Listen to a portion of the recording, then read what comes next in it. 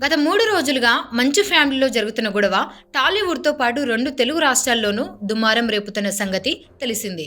ఇక మంగళవారం రాత్రి మోహన్ బాబు చిన్న కొడుకు మనోజ్‌ను ఇంట్లోకి రానివ్వకుండా గేటు వద్దే సెక్యూరిటీ సిబ్బంది అడ్డుకున్నారు. దీంతో మనోజ్ బలవంతంగా గేటు తెరిచి లోపలికి వెళ్ళగా కొద్దిసేపటిలోనే చిరిగిన చొక్కాతో బటన్స్ అన్నీ ఊడిపోయి ఆయన బయటకు వచ్చారు. ఈ సమయంలో జరిగిన ఘటనను కవర్ చేసేందుకు వెళ్లిన మీడియా సిబ్బందిపై మోహన్ బాబు దాడి చేశారు. ఈ ఘటనలో ఓ మీడియా ప్రతినిధికి గాయాలు అయినాయి.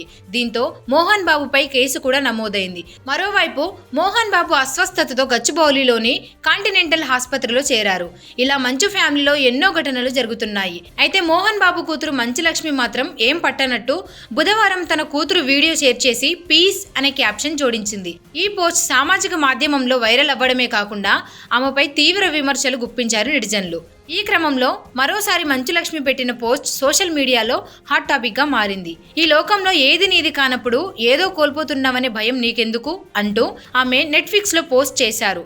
ప్రస్తుతం ఈ పోస్ట్ నెట్టింట వైరల్ గా మారింది. ఇక దీన్ని చూసిన నెటిజన్లు ఇది ఎవరిని ఉద్దేశించి పెట్టారంటూ కామెంట్లు చేస్తున్నారు.